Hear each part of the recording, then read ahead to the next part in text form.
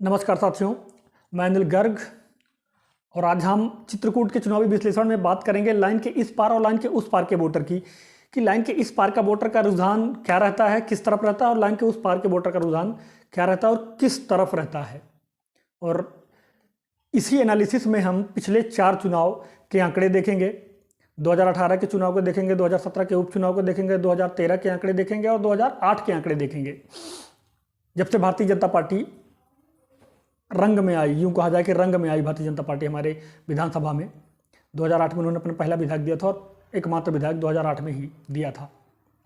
तो अगर वहाँ से बात करें तो 2008 में लाइन के इस पार का जो है, लाइन के इस पार के लाइन के इस पार नहीं, यूं कहूँ कि बरौदा क्षेत्र के 4 प्रत्याशी चुनाव लड़े थे और कांग्रेस के प्रत्याशी के लिए एक चक्रव्यूह रचा गया था। उस चक्रव्यूह में कांग्रेस के प्रत्याशी स्वर्गीय प्रेम सिंह फंस गए थे और इससे पहले कि वो समझ पाते, इस चक्रव्यूह से निकलने का रास्ता ढूंढ पाते, देखते ही देखते वो 722 वोटों से वो चुनाव हार गए। नतीजा ये हुआ कि 722 वोटों से चुनाव हार गए। बरौदा क्षेत्र से बद्री पटेल, बरौदा क्षेत्र से रामरूप पटेल और बरौदा क्षेत्र से चंदन सिंह वो चुनाव लड़े थे। बद्री पटेल समानता दल से,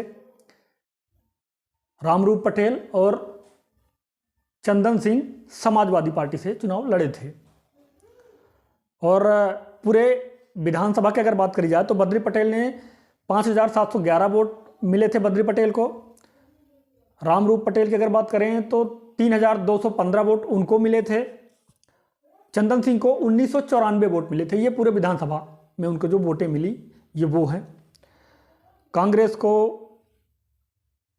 700 कुछ वोटों से हार का सामना करना पड़ा था। उसकी बड़ी वजह यही थी कि जो 3 कैंडिडेट बरौदा क्षेत्र से कांग्रेस के अलावा दे दिए, कुल मिला के 4 कैंडिडेट हो गए। स्वर्गीय प्रेम सिंह को भी अगर लगा लें, स्वर्गीय प्रेम सिंह जी को भी अगर लगा लें, कांग्रेस के जो प्रत्याशी थे उनको मिला लिया जाए तो बरौदा क्षेत्र से 4 कैंडिडेट हो जाते हैं।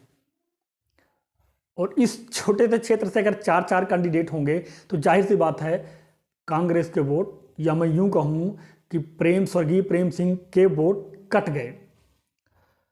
लाइन के इस पार के अगर वोट के आंकड़े की अगर बात करें तो लाइन के इस पार उस समय कांग्रेस को 17,300 कुछ वोट मिला था और वहीं भारतीय जनता पार्टी को 9,900 कुछ वोट मिले थे लाइन के इस पार।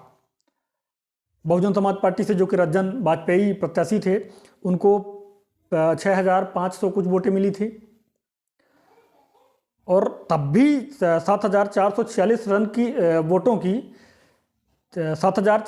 वोटों की लीड तब भी कर रहे थे कांग्रेस के प्रत्याशी। लेकिन जो बड़ी वजह थी यहाँ से कम वोट मिलने की वो ये थी कि बरौदा क्षेत्र के 3 प्रत्याशी, वो भी अच्छी खासी वोट उनको लाइन के इस साइड मिल चुकी थी। चंदन सिंह को लाइन के इस पार की अगर बात करें तो 1360 के लंपसम्प वोटें मिली थी और रामरूप पटेल को भी 2166 वोटें मिलती हैं। 2300 कुछ वोटें बद्री पटेल को मिलती हैं। तो कुल मिलाकर अगर पूरा योग की बात करें, इन तीनों की, जो 3 अलग से प्रत्याशी थे क्षेत्र के, इनके योग की बात करें तो 5831 वोटें होती हैं, जो कि बड़ा फैक्ट साबित हुई थी, बड़ा अंतर डाल गई थी 2008 के चुनाव में और भारतीय जनता पार्टी ने अपना विधायक बना लिया था। अमूमन इस चुनाव के अगर बात करें 2013, 2017 और 2018 की, तो जो 7,446 की बढ़त है, भारतीय जनता पार्टी इसको भी नहीं पाट पाई है। उसके बाद से 2008 के बाद से इस अंतर को भी नहीं पाट पाई है। उसके बाद 2013 का जब चुनाव होता है तो 2013 के चुनाव में 13,218 वोटों के लगभग की बढ़त लेती है कांग्रेस और 10,000 कुछ वोटों से चुनाव जीत जाती है। मतलब जो 2008 में 7,446 वोटों का अंतर था, उसको पाटने के बाद 722 वोट से भारतीय जनता पार्टी जीत गई थी। 2008 में जो जीत गई थी, मतलब लगभग उसको 8,000 ज़्यादा वोट मिले थे लाइन के उस पार कांग्रेस से भारतीय जनता पार्टी को।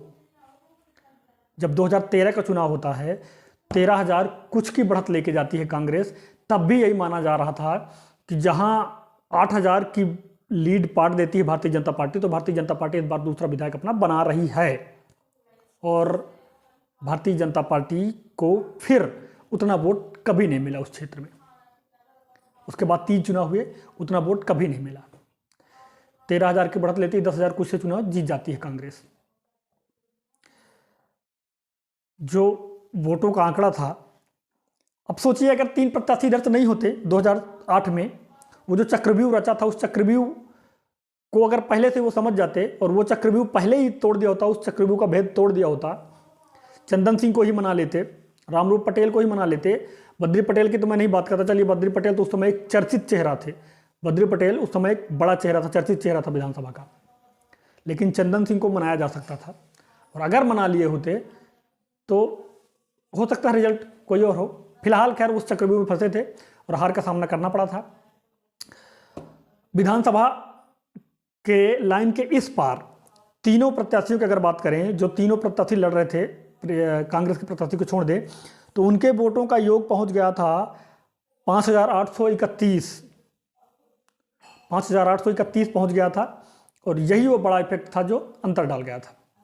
फिर 2013 में लाइन के इस पार कांग्रेस को मिलते हैं 27,800 के कुछ वोटें, भारतीय जनता पार्टी को मिलते हैं 14,770 वोटें के लमसम।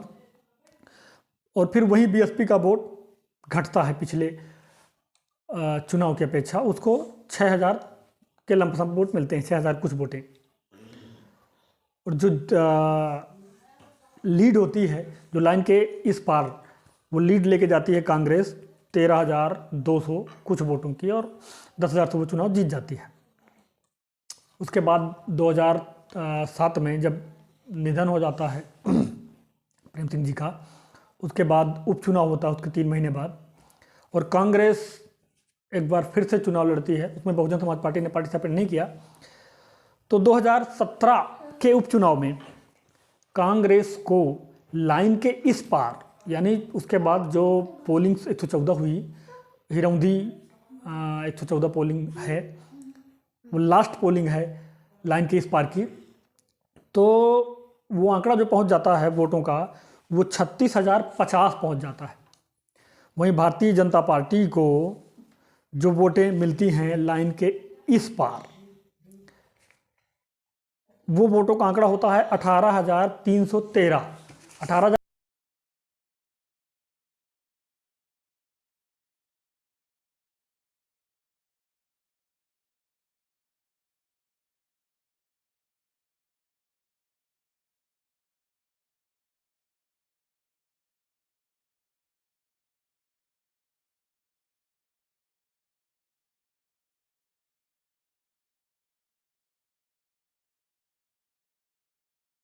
313 भारतीय जनता पार्टी को और 36,050 कांग्रेस को। कुल मिलाकर जो लीड होती है वो 17,737 वोटों की लीड होती है। 17,737 वोटों से लाइन के इस पार कांग्रेस लीड लेके जाती है, जीत जाती है इधर। फिर जब उधर पहुंचती है लाइन के उस पार, तो लाइन के उस पार जो कांग्रेस का वोट है, लाइन के उस पार कांग्रेस को 32,760 वोट मिलता है, जबकि भाजपा को लाइन के उस पार की अगर बात करें तो 34,364 वोट मिलते हैं। अब 34,364 वोट मिलते हैं, मतलब 1,604 वोटें ज़्यादा पाती हैं। इतना बड़ा अंतर है, आप यहाँ लगा लीजिए कि हमारा क्षेत्र जिसको वोट करता है एक तरफा वोट करता है, या यूं कहूं कि कांग्रेस को एक तरफा वोट करता था। 2023 में ऐसी स्थिति नहीं है, अभी ऐसा लग रहा है। चुनाव आते आते स्थितियां क्या होती हैं वो समय डिसाइड करेगा। फिलहाल अभी स्थिति ऐसी नहीं है कि 17,000 की लीड कांग्रेस को मिल सके। चुनाव आते आते मैं दावा नहीं करता हूं, लेकिन अभी नहीं है। चुनाव आते आते हो जाए मैं दावा नहीं करता हूं, पर अभी स्थिति ऐसी नहीं है। तो 1,604 वोट ही पाट पाते हैं और 14,000 कुछ वोटों से चुनाव हार जाते हैं। फिर अगर बात करें 2018 के चुनाव की, तो एक बार फिर से 2018 में यही प्रत्याशी थे दोनों बड़ी पार्टियों से, बहुजन समाज पार्टी की अगर छोड़ दी जाए तो 2018 में लाइन के इस पार कांग्रेस को मिलते हैं 31,073 वोटें। पिछला जो आंकड़ा था 36,050 का, वो घटकर अब 31,073 रह जाता है। और कारण क्योंकि बहुजन समाज पार्टी भी पार्टिसिपेट कर रही थी इस चुनाव में, इसलिए ये आंकड़ा घट जाता है। वहीं भारतीय जनता पार्टी की अगर बात करें लाइन के इस पार की, तो इस बार उन्हें 18,553 वोट मिलते हैं, जो कि पिछले चुनाव से ज़्यादा हैं। पिछले चुनाव में लाइन के इस पार उन्हें 18,313 वोट मिले थे और इस चुनाव में 18,553 वोटें मिलती हैं, जबकि बहुजन समाज पार्टी भी पार्टिसिपेट कर रही थी। मतलब बहुजन समाज पार्टी के लड़ने से पूरे टोटल की बात करें, 114 पोलिंग का विश्लेषण की बात करें, तो भारतीय जनता पार्टी को नुकसान नहीं हो रहा था बल्कि फायदा था। जबकि जो मैं कल विश्लेषण कर रहा था, नीचे घाट की 7 पंचायतों का बरौंधा क्षेत्र में जो हैं, उन 7 पंचायतों का 14 पोलिंग का, वहाँ कम वोट मिले थे भारतीय जनता पार्टी को। लेकिन अगर पूरे ओवरऑल लाइन के इस पार की बात करें, 114 पोलिंग की बात करें, तो यहाँ भारतीय जनता पार्टी को जरा सा भी नुकसान नहीं हो रहा था, बल्कि उसके वोटर बढ़ रहे थे। जबकि कांग्रेस के लगभग यूँ कहूँ मैं कि 5,000 के समथिंग वोट घटे थे बहुजन समाज पार्टी के लड़ने से लाइन के इस पार कुल वोटर। तो 18,553 वोट लाइन के इस पार। फिर जब लाइन के उस पार की अगर बात करें तो कांग्रेस को 27,392 वोट मिला। लाइन के उस पार कांग्रेस को 27,392 वोट मिलता है और लाइन के उस पार भारतीय जनता पार्टी को भी 29,714 वोट ही मिलते हैं मात्र। ये बड़ा रीज़न है। लाइन के इस पार कांग्रेस 13,000 कुछ की लीड लेके जा रही है मात्र 114 पोलिंग्स में, जबकि 144 पोलिंग्स में, जो कि गढ़ है, क्षेत्र है सुरेंद्र सिंह का उधर, और लाइन के उस पार, और वो मात्र 2322 वोटों की ही लीड ले पाते हैं अपने क्षेत्र में। जब 2322 वोटों की ही लीड ले पाते हैं तो ये चुनाव वो 10,000 के समथिंग से हार जाते हैं। बहुजन समाज पार्टी को लाइन के इस पार 8134 वोट मिले थे और लाइन के उस पार 10,198 वोट मिले। ये 2018 की बात कर रहा हूँ मैं। अगर आप 2008 में बहुजन समाज पार्टी की बात करेंगे तो लाइन के उस पार उसे 6552 वोट मिले थे। वहीं 2013 में अगर बात करेंगे कि तो लाइन के इस पार 6,030 वोट मिले थे। कुल वोटों की अगर संख्या की बात करें तो 2018 में 24,275 वोट हैं मिले थे बहुजन समाज पार्टी को, जो कि सर्वाधिक हैं अभी तक। माफ करिएगा, तीरथ कुशवाहा को मिले थे। तो कुल मिलाकर ये स्थिति है लाइन के इस पार की और लाइन के उस पार की। लाइन के इस पार 114 पोलिंग्स में कांग्रेस अच्छी खासी बढ़त लेके जाती है, जिसको भारतीय जनता पार्टी कहूँ मैं या मैं बहुजन समाज पार्टी कहूँ, ये अपने क्षेत्र में उस लीड को पाट नहीं पाती हैं, और उस लीड को पाट नहीं पाती हैं तो उन्हें ये नुकसान उठाना पड़ता है और वो चुनाव हार जाती हैं। अपने क्षेत्र से मजबूती के साथ कांग्रेस जाती है। ये कांग्रेस का गढ़ माना जाता है। बरौंधा क्षेत्र या लाइन के इस पार कहें तो ये कांग्रेस का गढ़ माना जाता है और यहाँ मजबूती के साथ लड़ती है कांग्रेस। और सिर्फ यही नहीं, लाइन के उस पार भी कांग्रेस का बड़ा वोटर है। लाइन के उस पार भी कांग्रेस का कट्टर वोटर है।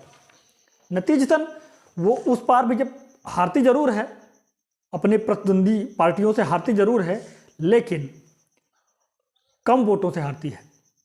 जितने की बढ़त लेके जाती है उसका 1/3 वोटों से भी नहीं हारती है और आसानी के साथ वो चुनाव जीत जाती है। 2008 में जिस तरह का चक्रव्यूह रचा था, क्या 2023 में भी उस तरह का चक्रव्यूह रचना या रचने की कोशिश कर रही है भारतीय जनता पार्टी? अगर उस कोशिश में सफल होती है तो निश्चित रूप से कहीं ना कहीं एक बड़ी मात दे सकती है। भारतीय जनता पार्टी की बात करूं या मैं कहूं बहुजन समाज पार्टी, अगर दोनों ही पार्टियां तरीके से लड़ती हैं तो निश्चित रूप से तीसरी पार्टी भी कहीं से कम नहीं है। बहुजन समाज पार्टी भी अपना दम दिखा रही है और जो बहुजन समाज पार्टी के प्रत्याशी हैं इस बार निश्चित रूप से काफ़ी लोकप्रिय प्रत्याशी हैं चित्रकूट विधानसभा के लिए। अगर मैं चित्रकूट की बात करूं, चित्रकूट विधानसभा के लिए काफ़ी चर्चित प्रत्याशी हैं, काफ़ी लोकप्रिय प्रत्याशी हैं और नया चेहरा भी है क्षेत्र के लिए। पहली बार विधानसभा का चुनाव लड़ रहे हैं, जबकि हर एक ऐसा कोई विधानसभा गांव नहीं है, ऐसा कोई विधानसभा का पंचायत नहीं है, क्षेत्र नहीं है जहां से वो परिचित ना हो या जहां के लोग उनसे परिचित ना हो। तो कहीं ना कहीं इसका फायदा भी उनको मिलेगा। और भारतीय जनता पार्टी तो एक मजबूत संगठन है ही, एक मजबूत संगठन रहा है पिछले 20 सालों से। मैं यूँ कहूँ कि पिछले 20 सालों से लगभग कांग्रेस की सरकार को खदेड़ के रखा है।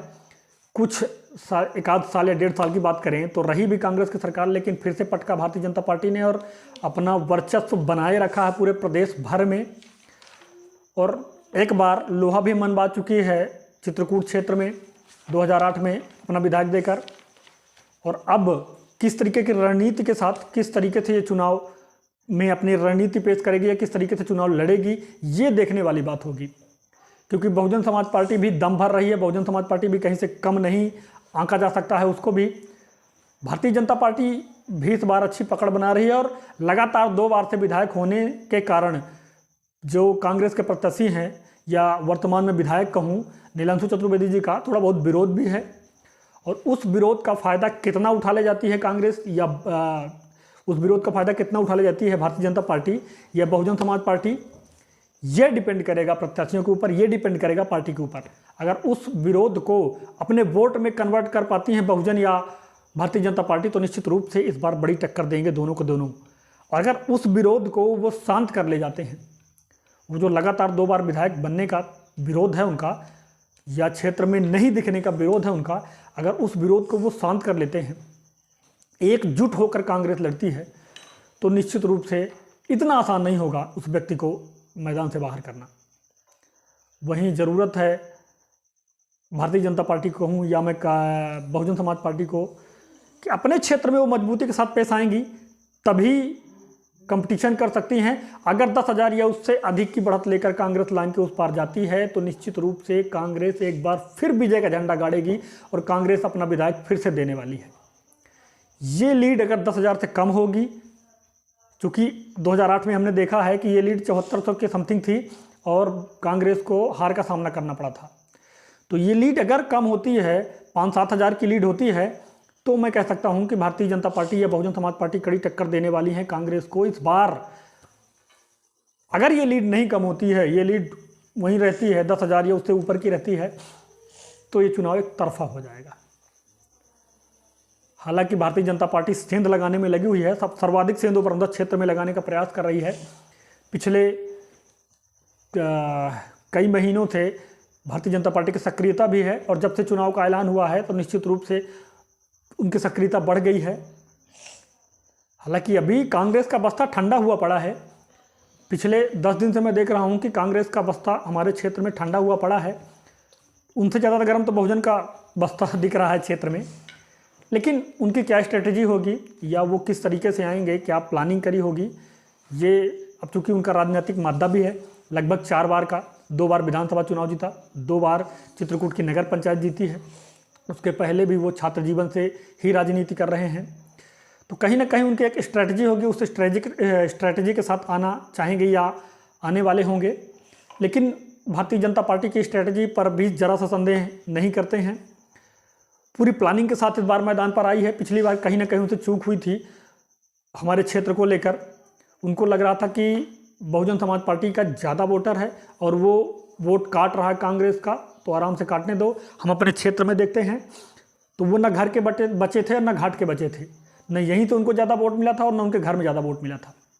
यदि उनको इस चुनाव में बने रहना है तो अपना घर भी बचाना होगा, घाट भी बचाना होगा। घर और घाट दोनों बचाएंगे तो निश्चित रूप से चुनाव में बने रहेंगे, अन्यथा इस बार भी जय जय श्री राम है। वहीं बात करूँ मैं बहुजन की, तो लोकप्रिय प्रत्याशी जरूर हैं, लेकिन अपना घर, जो उनका घर है, उस पर निश्चित रूप से मजबूती के साथ आना होगा। जैतवाड़ा क्षेत्र में मजबूती के साथ आना होगा, जैतवाड़ा पूरा क्षेत्र जीत के आना होगा। बिरसिंहपुर क्षेत्र में भी लोकप्रियता है उनकी, अच्छी खासी लोकप्रियता है। हरिहरपुर की बात करें, अगर रेमारी की बात करें, बैराहना की बात करें, या जितनी भी उधर कलवलिया की बात करें, प्रॉपर बिरसिंहपुर की बात करें, यहाँ तक के लोगों का ये भी मानना है कि प्रॉपर बिरसिंहपुर भी वो जीत रहे हैं, नगर पंचायत जीत रहे हैं। पर अब ये पता चलेगा 17 नवंबर के बाद। तो वहाँ उनको अपनी बचा के रखनी होगी, अपना बना के रखना होगा। यदि अपना घर बचता है तो निश्चित रूप से बाहर से सीला भी मिलता है तो कड़ी टक्कर देने में मदद मिलती है, या आप कड़ी टक्कर दे सकते हैं। जब आपका घर नहीं बचता है तो निश्चित रूप से आप कड़ी टक्कर नहीं दे पाएंगे। हर एक बार हो रहा है भारतीय जनता पार्टी के साथ कि यहाँ से कांग्रेस 12,000 13,000 की लीड लेके जाती है, उधर से वो पाट नहीं पाते हैं। यदि वो भी उधर से 12-13,000 या 14,000 की लीड ले तो निश्चित रूप से हर बार जीत सकते हैं वो। तो अब खैर ये देखना भविष्य में देखेंगे, ये भविष्य के गर्त में है कि किसको कितनी वोटें या कितनी लीड मिलती है। फिलहाल अभी जो आंकड़े दिख रहे हैं पिछले 3 चुनाव या 4 चुनाव के, उनमें कांग्रेस भारी दिख रही है। विरोध भी जरूर है इस बार कांग्रेस का, और उस विरोध का कितना फ़ायदा उठा पाती हैं ये दोनों पार्टियां, ये देखना दिलचस्प होगा, या भविष्य के गर्त में है। यदि इनको कन्वर्ट कर पाती हैं वोटों में तो निश्चित रूप से इस बार टक्कड़ी टक्कर होने वाली है। अगली वीडियो में मैं पोलिंग नंबर 15 से पोलिंग नंबर 28 तक का विश्लेषण लेके आपसे जल्द मिलूंगा। तब तक के लिए सभी को सादर जय श्री राम, सभी को सादर जय श्री राम। नमस्कार।